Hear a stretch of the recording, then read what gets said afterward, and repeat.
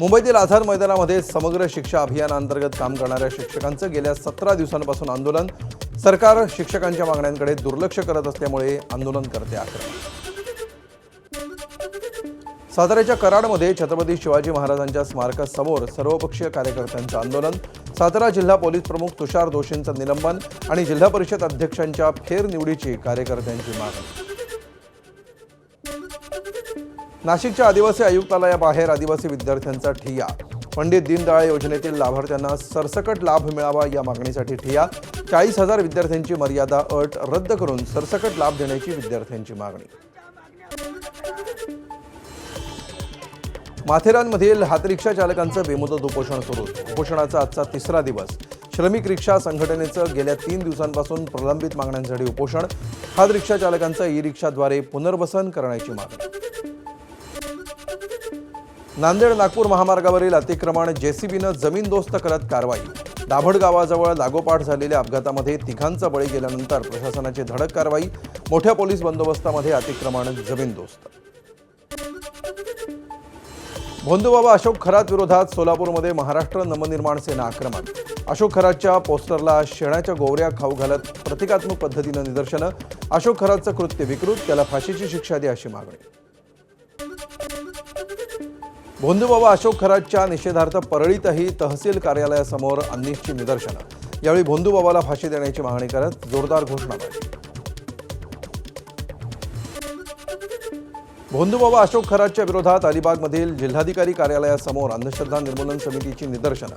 प्रकरणाचा सखोल आणि निपक्षपाती तपास, अंधश्रद्धा निर्मूलन कायद्याची प्रभावी अंमलबजावणी तसंच पीडित महिलांना पूर्ण संरक्षण देण्याची मागणी.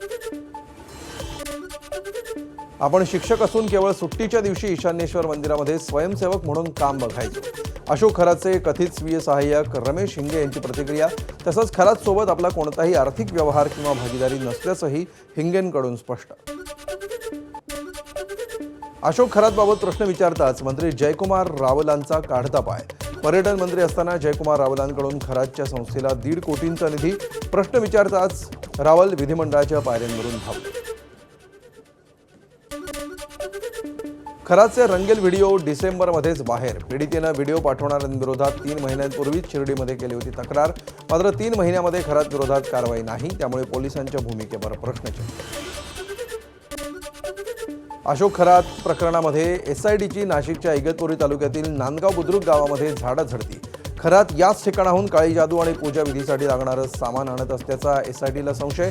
गावातील एका व्यक्तीची चौकशी केल्याचीही सूत्रांची माहिती. राज्य महिला आयोगावर अध्यक्ष आणि सदस्य यांची नेमणूक यापुढे राजकीय दृष्टिकोनातून नको. सत्ताधारी पक्षातील महिला नेत्यांचे राजकीय पुनर्वसन महिला आयोगात नको. राष्ट्रवादी शरद पवार पक्षाच्या प्रदेश सरचिटणीस अंजली साळवेंची मागणी. रुपाली चाकणकरांना पक्षातील सर्व पदांवरून बडतर्फ करा. राष्ट्रवादीच्या जिल्हाध्यक्ष प्रेरणा बलकवडेंसह इतर महिला पदाधिकाऱ्यांची सुनेत्रा पवारांकडे मागणी. तर ओबीसी विभाग अध्यक्ष बबनराव मदनेंची चाकणकरांची पक्षातूनच हकालपट्टी करण्याची मागणी. रुपाली चाकणकरांवरून राष्ट्रवादीमध्ये अंतर्गत गटबाजी उफाळण्याची चिन्ह. नाशिकमधील राष्ट्रवादीच्या महिला पदाधिकाऱ्यांची चाकणकरांच्या विरोधात आघाडी. चाकणकरांना राष्ट्रवादीतील सर्व पदावरून हटवण्यावरून 2 गट. शरद पवारांचे राष्ट्रवादीचे नेते जयंत पाटील मुलाला घेऊन अशोक खरातला भेटले होते. ते का भेटले याची चौकशी करा. भाजप आमदार गोपीचंद पडळकर यांची मागणी. अशोक खरातनं खरेदी केली पनवेलमधील शिरढोणमध्ये जमीन. खरातनं मुलीच्या नावावर खरेदी केली 1 एकर 12 गुंठे जमीन. महसूल अधिकाऱ्यांनी जमीन खरेदीसाठी मदत केल्याची माहिती. सरकार करणार जमीन खरेदी व्यवहाराची चौकशी. बच्चू कडूसारखे नेते अशोक खरातला भेटायला जातात. भाजपचे मंत्री म्हणून भेटायला या असं म्हणतात. खरात भाजपचे प्रचारक म्हणून काम करत होते. खासदार संजय राऊतांचा घणाघात. भोंदू अशोक खरातच्या मिरगावमधल्या ईशान्येश्वर मंदिराला फडणवीसांच्या युती सरकारकडून 1,05,00,000चा निधी. 31 मार्च 2018 साली निधी मंजूर केल्याचा दावा सामाजिक कार्यकर्ते विजय कुंभार यांनी GR आणला समोर. बोगस दिव्यांग प्रमाणपत्र प्रकरणी नंदुरबार जिल्हा परिषदेच्या 2 कर्मचाऱ्यांवर निलंबनाची कारवाई. तर 4 कर्मचाऱ्यांना UDI ID सादर करण्याचे आदेश. जिल्हा परिषदेचे मुख्य कार्यकारी अधिकारी नमन गोयल यांची माहिती. नंदुरबारच्या नवापूर तालुक्यातील डोकारी साखर कारखान्यावर स्थगित कर्जापोटी जिल्हा बँकेची जप्तीची कारवाई। 10,51,00,000 रुपयांच्या थकीत कर्जापोटी कारखान्याचे गेट आणि कार्यालय सील बंद, तर पूर्वकल्पना न देता कारवाई केल्याचा संचालकांचा दावा। हिंगोलीच्या धनगरवाडी गावामध्ये विहिरी पाठोपाठ जनावरांचे गोठे देखील गायब। गोठे शोधून देण्याची गावकऱ्यांची मागणी। मनरेगा अंतर्गत शेतकऱ्यांच्या नावावर परस्पर सिंचन विहिरी मंजूर करत लाखो रुपयांचा अपहार, गुन्हा दाखल। नागपूर जिल्हा परिषदेमध्ये भ्रष्टाचाराला ऊत। जिल्हा परिषदेच्या वित्त विभागामध्ये फाईलवर सह्या करण्यासाठी वित्त विभागाचे अधिकारी बेधडक पैसे घेत असल्याचा व्हिडिओ समोर। या प्रकरणी व्हिडिओमध्ये पैशांची मागणी करत असलेल्या शिपायाचं जिल्हा परिषदेकडून निलंबन। बीडच्या परळीमध्ये डिजिटल अरेस्टची भीती दाखवत सेवानिवृत्त बँक कॅशियरला 23 लाख रुपयांना फसवलं। रिझर्व्ह बँक ऑफ इंडियाच्या नावानं बनावट नोटीस पाठवून फसवणूक, गुन्हा दाखल। सातारा शहरामध्ये दुचाकीवरून वृद्ध महिलांच्या गळ्यातील सोनसाखळी चोरणारा सुदीप मेंगळे हा चोरटा अटकेत। आरोपीकडून 4 गुन्ह्यातील 10 लाख रुपयांचा मुद्देमाल जप्त। मेरुलिंगमधील डोंगर परिसरातून 8 तासामध्ये केली अटक। नांदगावमध्ये मोठी अतिक्रमण हटाव मोहीम। शिवस्फूर्ती मैदानावरील शासकीय जागेवरील 13 अतिक्रमणं हटवली। अतिक्रमण काढल्यामुळे शिवस्फूर्ती मैदानानं घेतला मोकळा श्वास। माजी नगराध्यक्ष राजेश कवडे यांनी केलेलं अतिक्रमण देखील काढलं। नांदेडमध्ये ध्वनी प्रदूषण करणाऱ्या दुचाकी वाहनांचे सायलेन्सर जप्त। अनेक बुलेटच्या सायलेन्सरवर फिरवले रोड रोलर। जिल्हा पोलीस अधीक्षक अविनाश कुमार यांनी स्वतः रस्त्यावर उतरत केली कारवाई।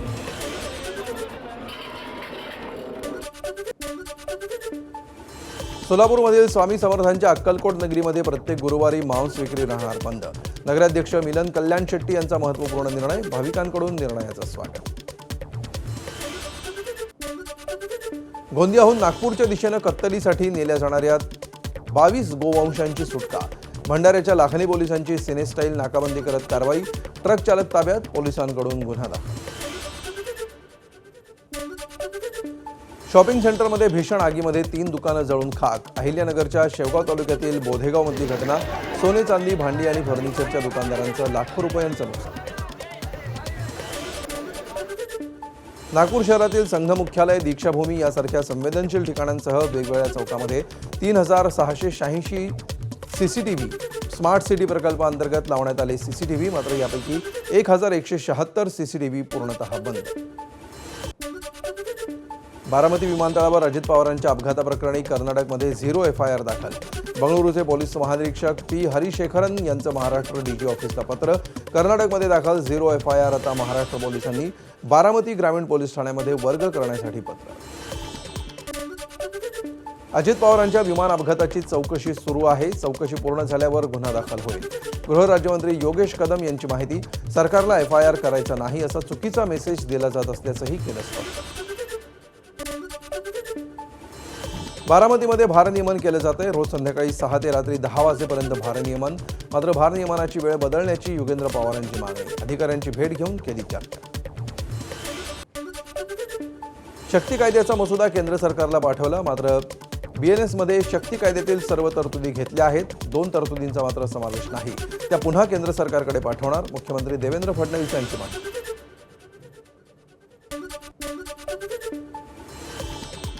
कोल्हापूर शहराच्या हद्दवाढीचा निर्णय पुन्हा एकदा लांबणीवर। जनगणना आणि मतदारसंघ पुनर्रचनेमुळे हद्दवाढीचा निर्णय घेताना अडचणी। नगरविकास राज्यमंत्री माधुरी मिसाळ यांची विधानसभेत माहिती। विदर्भातल्या प्रत्येक जिल्ह्यामध्ये एक व्याघ्र प्रकल्प होणार। कोकण, पश्चिम महाराष्ट्र, उत्तर महाराष्ट्र, मराठवाडा इथल्या प्रत्येक जिल्ह्यामध्ये बिबट्या सफारी सुरू होणार। वनमंत्री गणेश नाईक यांची विधानसभेत माहिती। राज्य सरकारनं 23 वर्षांमध्ये केली 86% आश्वासन पूर्तता। हिवाळी अधिवेशनामध्ये 2002 ते 2025 या दरम्यान दिलेल्या 5204 आश्वासनांचा सरकारला विसर।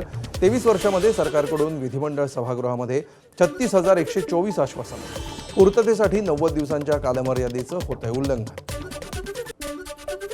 मुंबई गोवा राष्ट्रीय महामार्गावर चक्काजाम आंदोलन केल्याप्रकरणी माजी खासदार राजू शेट्टी आणि माजी आमदार वैभव नाईक यांच्यासह 37 जणांवर गुन्हा दाखल। आंबा आणि काजू उत्पादक शेतकऱ्यांच्या नुकसान भरपाईसाठी केलं होतं आंदोलन। मीरा भाईंदरचे भाजपचे आमदार नरेंद्र मेहतांना मुंबई उच्च न्यायालयाचा दिलासा। मेहतांच्या आमदारकीला आव्हान देणारी याचिका कोर्टाने फेटाळली। मेहतांचा उमेदवारी अर्ज चुकीच्या पद्धतीने स्वीकारण्यात आल्याचा याचिकेत होता आरोप. महाराष्ट्रातील 165 अनुसूचित जातीच्या निवासी आश्रमशाळा शासन निर्णय होऊनही निधीपासून वंचित. तत्काळ अनुदान देण्याचे संस्थापक शिक्षकांचे मुख्यमंत्री देवेंद्र फडणवीसांना निवेदन.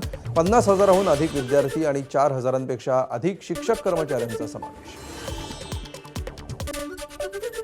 मुंबईतील मिठी नदीचा गाळ काढण्यासाठी अखेर निविदा आल्या. मिठी नदीच्या 3 भागातील कामांसाठी 2 कंपन्यांनी नोंदवला सहभाग. कंत्राटदार मिळाल्यामुळे मिठी नदी स्वच्छतेचा मार्ग मोकळा.